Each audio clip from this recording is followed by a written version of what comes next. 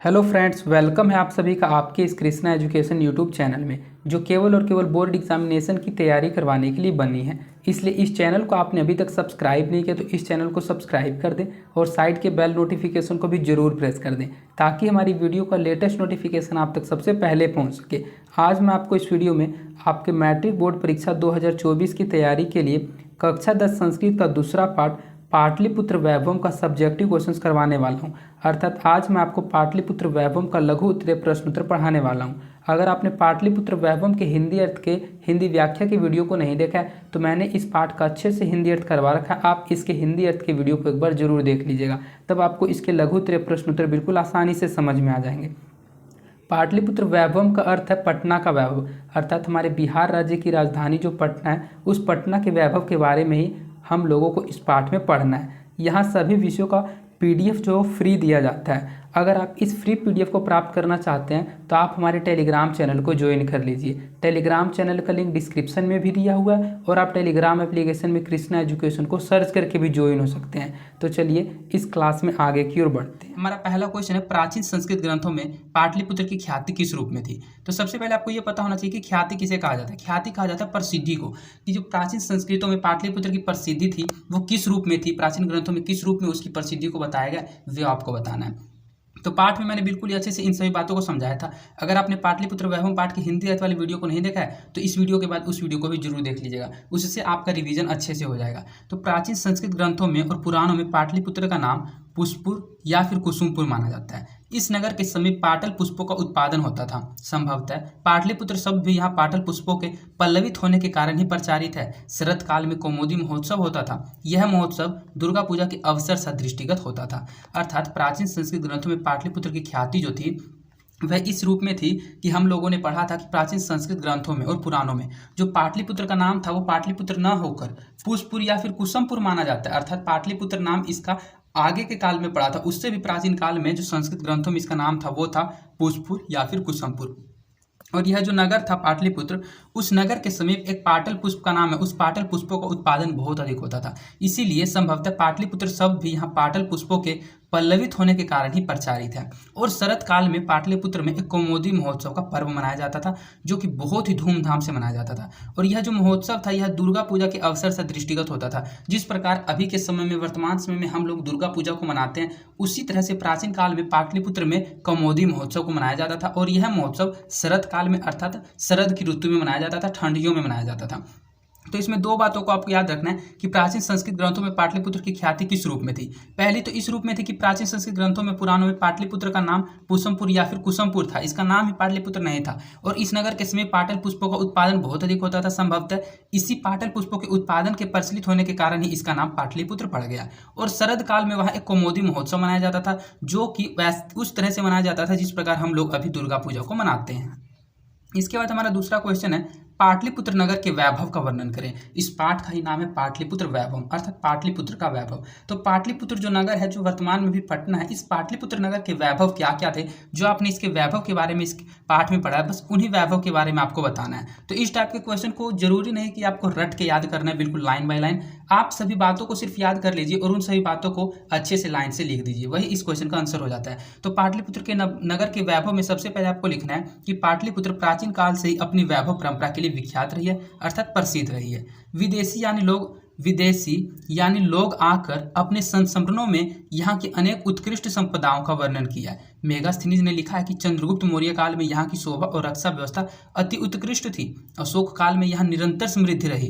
कवि राजशेखर ने अपनी रचना काव्य मीमांसा में ऐसी ही बात लिखी है कि यहाँ बड़े बड़े कवि व्याकरण भास्कर यहाँ परीक्षित हुए हैं, अर्थात यहाँ से ही पढ़े हैं वे लोग भी और यहीं से प्रसिद्ध हुए हैं। आज पाटलिपुत्र नगर पटना नाम से जाना जाता है। वर्तमान में अगर आप जी रहे हैं तो आपको जरूर पता होगा कि जो पाटलिपुत्र नगर है यह पटना के नाम से जाना जाता है। जैसे संग्रहालय, गोलघर, जैविक उद्यान इत्यादि दर्शनीय स्थल ये सभी के सभी पटना में। इस प्रकार पाटलिपुत्र प्राचीन काल से आज तक विभिन्न क्षेत्रों में वैभव को धारण करता है, जिसका संकलित रूप संग्रहालय में देखने योग्य है। अर्थात जो पाटलिपुत्र का संकलित रूप है प्राचीन काल से लेकर अभी तक, इन सभी रूपों को आप संग्रहालय में देख सकते हैं। संग्रहालय कहा जाता है म्यूजियम को, जिसमें पुराने समय के किसी खास चीज़ों को समेट कर रखा जाता है, अच्छे से रखा जाता है, उसे ही संग्रहालय कहा जाता है। तो इसमें आपने दो चीज बातों को पढ़ा कि सबसे पहले आपको तो ये पढ़ा कि जो पाटलिपुत्र है वह प्राचीन काल से विख्यात रही है, अर्थात यह प्राचीन काल से लेकर अभी तक अपनी प्रसिद्धि को बनाए हुई है पाटलिपुत्र। और यहाँ जो विदेशी लोग होते हैं वे विदेशी लोग आकर या फिर अन्य भी अनेक लोग आकर यहाँ घूमने के लिए आते थे, यहाँ तीर्थ करने के लिए आते थे, यहाँ घूमने के लिए आते थे पाटलिपुत्र में। और वे अपनी रचनाओं में जो वे अपना रचना करते थे उन सभी रचनाओं में वे पाटलिपुत्र के संस्मरणों का उत्कृष्ट संपादनों का वर्णन करते थे। जैसे कि एक पहला घूमने आया था मेगास्थनीज, और जब मेगास्थनीज जी आए थे तो उन्होंने लिखा था अपने ग्रंथ में कि चंद्रगुप्त मौर्य के काल में यहाँ की शोभा और अर्थव्यवस्था अति उत्कृष्ट थी। उन्होंने ही लिखा था कि अशोक काल में यहाँ निरंतर समृद्धि रही है। और कवि राजशेखर जब आए थे तो उन्होंने एक रचना की थी काव्य मीमांसा। ये ऑब्जेक्टिव क्वेश्चन में भी पूछा जा सकता है कि कवि राजशेखर की रचना का नाम क्या है, तो काव्य मीमांसा है। काव्य मीमांसा ने भी ऐसी ही बात लिखी है कि यहाँ बड़े बड़े कवि व्याकरण भास्कर यहाँ से प्रसिद्ध हुए हैं, जो वानिनी, वररुचि, पिंगल, पतंजलि, ये जितने भी बड़े बड़े व्याकरण और कवि हैं ये सभी के सभी पटना में रहकर ही परीक्षित हुए, अर्थात यहीं से उन्होंने पढ़ाई की है और यहीं उन्होंने प्रसिद्धि को प्राप्त किया है। आज पाटलिपुत्र नगर पटना नाम से जाना जाता है। यहाँ संग्रहालय, गोलघर, जैविक उद्यान इत्यादि अनेक दर्शनीय स्थल है।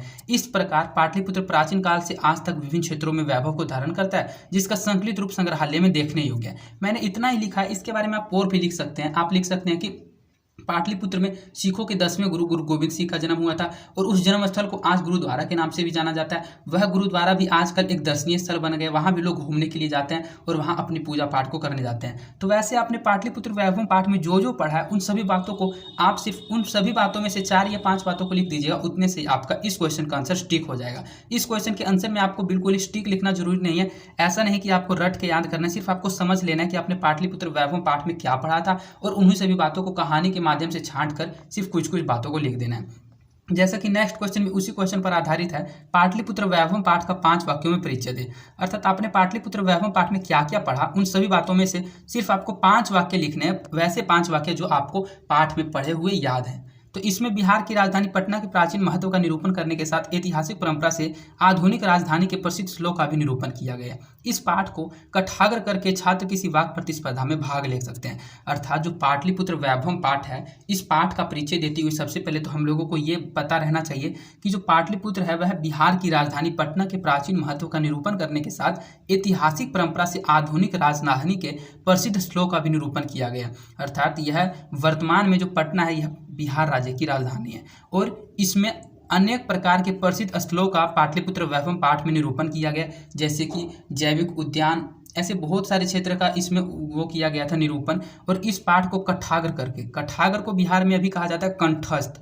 कंठस्थ का मतलब होता है कंठ में याद कर लेना, मुंह में सब बात याद होने चाहिए। तो इस पाठ को कठाग्र करके अर्थात कंठस्थ करके कोई भी छात्र किसी वाक्य प्रतिस्पर्धा में भी भाग ले सकता है। वाक्य प्रतिस्पर्धा कहा जाता है जो भाषण होता है और उसमें जो प्रतियोगिता होती है उस वाक्य प्रतिस्पर्धा में भी भाग ले सकता है कोई छात्र जो कि पाटलिपुत्र वैभव पाठ को अच्छे से पढ़ लेता है। तो पाटलिपुत्र वैभव पाठ में यह बिहार राज्य की राजधानी है और यहाँ अनेक प्रकार के दर्शनीय स्थलों का वर्णन किया गया था पाटलिपुत्र वैभव पाठ में। पाटलिपुत्र वैभव इतना अच्छा पाठ है कि अगर इस पाठ को कोई कंठस्थ याद कर लेता है तो वह किसी वाक्य प्रतिस्पर्धा में भाग लेकर जीत भी सकता है। कवि दामोदर गुप्त के अनुसार पाटलिपुत्र कैसा नगर है? एक कवि दामोदर गुप्त थे जो कुटिनमत काव्य में उन्होंने पाटलिपुत्र की व्याख्या के बारे में कहा था कि इंद्रालय को जीतने वाला भी पाटलिपुत्र नगर ही है। तो उन्होंने पाटलिपुत्र नगर को कैसा नगर कहा था, उसके अनुसार पाटलिपुत्र नगर कैसा है ये आपसे पूछा जा रहा है। तो कवि दामोदर गुप्त के अनुसार पाटलिपुत्र अर्थात पटना महानगर पृथ्वी पर बसे नगरों में श्रेष्ठ है। अर्थात उनका कहना था कि इस पूरे संसार में, इस पूरे पृथ्वी पर जितने भी महानगर हैं उन सभी महानगरों में से जो पाटलिपुत्र है अर्थात जो पटना है वह सबसे श्रेष्ठ है। यहाँ सरस्वती के वंशज यानी विद्वान लोग बसते हैं। कवि ने इस महानगर, यहाँ महानगर नहीं है, महानगर है, महासागर मैंने गलती से बोल दिया। तो कवि ने इस महानगर की तुलना इंद्र की भरी पूरी नगरी से की है। अर्थात ये जो पटना नगर है, इस पटना महानगर की तुलना इस कवि दामोदर गुप्त ने इंद्र की भरी पूरी नगरी से की है। उन्होंने बताया था कि कवि दामोदर गुप्त के अनुसार पाटलिपुत्र अर्थात पटना एक ऐसा महानगर है जो कि पृथ्वी पर बसे सभी नगरों में से श्रेष्ठ है और यहाँ सरस्वती के वंशज यानी विद्वान लोग बसते हैं, विद्वान लोग रहते हैं। कवि ने इस महानगर की तुलना इंद्र की भरी पूरी नगरी से की है। इसी प्रकार कवि दामोदर गुप्त के अनुसार पाटलिपुत्र एक बहुत ही वैभवशाली नगर है। पाटलिपुत्र को शिक्षा का प्राचीन केंद्र क्यों माना जाता है? जो पाटलिपुत्र है, जो पटना, उसको शिक्षा का प्राचीन केंद्र मानने का कारण क्या है? तो राजशेखर रचित काव्य मीमांसा काव्य से हमें जानकारी मिलती है कि पाटलिपुत्र शिक्षा का एक प्राचीन केंद्र था। यहाँ संस्कृत के अनेक विद्वान हुए। पाणिनि, पिंगल, वररुचि तथा पतंजलि की परीक्षा यहीं ली गई थी और यहीं उन्होंने ख्याति प्राप्त की थी, अर्थात प्रसिद्धि प्राप्त की थी। तो इस क्वेश्चन के बारे में मैंने पहले भी आपको एक्सप्लेन कर दिया था पाटलिपुत्र वैभव के विचारों के वर्णन करने के समय। तो हमने आपको बताया था कि इसमें पूछा यह जा रहा है कि पाटलिपुत्र की शिक्षा को प्राचीन केंद्र क्यों माना जाता है। तो पाटलिपुत्र को शिक्षा का प्राचीन केंद्र इसलिए माना जाता है क्योंकि एक राजशेखर कवि थे और उन्होंने एक काव्य मीमांसा नामक काव्य की रचना की थी। तो उस काव्य मीमांसा रचना में उन्होंने जब रचना की थी तो उस रचना से हम लोगों को जानकारी मिलती है कि जो पाटलिपुत्र है वह शिक्षा का एक प्राचीन केंद्र था, क्योंकि जितने भी संस्कृत के विद्वान हुए थे जैसे कि पाणिनि, पिंगल, वररुचि तथा पतंजलि, ये सभी के सभी संस्कृत के व्याकरण के बहुत बड़े विद्वान हुए थे और इन्हीं सभी विद्वानों की यहाँ पटना में ही परीक्षा ली गई थी, अर्थात पाटलिपुत्र में इन सभी लोगों का परीक्षा हुआ था और इन्हीं परीक्षा को पार करके इन्हीं परीक्षा को उन्होंने पास करके ख्याति प्राप्त की थी, अर्थात पाटलिपुत्र में ही उन्होंने प्रसिद्धि को प्राप्त किया था। यहीं से वे विश्वविख्यात हो गए थे। तो पाटलिपुत्र को शिक्षा का प्राचीन केंद्र इसीलिए माना जाता है क्योंकि राजशेखर का जो काव्य मीमांसा है उस काव्य मीमांसा से हम लोगों को जानकारी मिलती है कि यहाँ पर जितने भी संस्कृत के विद्वान हुए हैं वे सभी के सभी पटना में ही परीक्षा देकर हुए हैं और वहीं से इन्होंने ख्याति को प्राप्त किया है, अर्थात प्रसिद्धि को प्राप्त किया है। चंद्रगुप्त मौर्य तथा अशोक के समय पाटलिपुत्र कैसा नगर था। इस टाइप का क्वेश्चन आपके बोर्ड एग्जाम में जरूर पूछा जा सकता है। ये शोर्ट टाइप का क्वेश्चन है लेकिन इसमें आपको पाठ पढ़ा हुआ जरूर रहना चाहिए। पाठ को आप पढ़े हुए रहिएगा तभी आप इस टाइप के क्वेश्चन को आंसर याद रख पाइएगा। तो चंद्रगुप्त मौर्य तथा अशोक के समय जो पाटलिपुत्र था वह कैसा नगर था। तो हमने आपको पाठ में पढ़ाया था कि चंद्रगुप्त मौर्य के समय पाटलिपुत्र की रक्षा व्यवस्था काफी मजबूत थी, यह सुंदर नगर था और अशोक के शासनकाल में इस नगर का वैभव और अधिक समृद्ध हुआ था। चंद्रगुप्त मौर्य के समय में पाटलिपुत्र की रक्षा व्यवस्था काफी मजबूत थी, यह उस समय सुंदर नगर था, लेकिन अशोक के समय शासनकाल में इस नगर का वैभव और अधिक समृद्ध हुआ गया था, अर्थात इस नगर का जो पहले का वैभव था उससे भी अधिक विकसित हो गया था अशोक के समय में। तो दोनों के समय में आपको याद रखना है कि चंद्रगुप्त मौर्य के समय में पाटलिपुत्र की रक्षा व्यवस्था काफी मजबूत थी और अशोक के समय में पाटलिपुत्र में अधिक वैभव और समृद्धि प्राप्त हुई थी। पाटलिपुत्र के प्राचीन महोत्सव का वर्णन करें।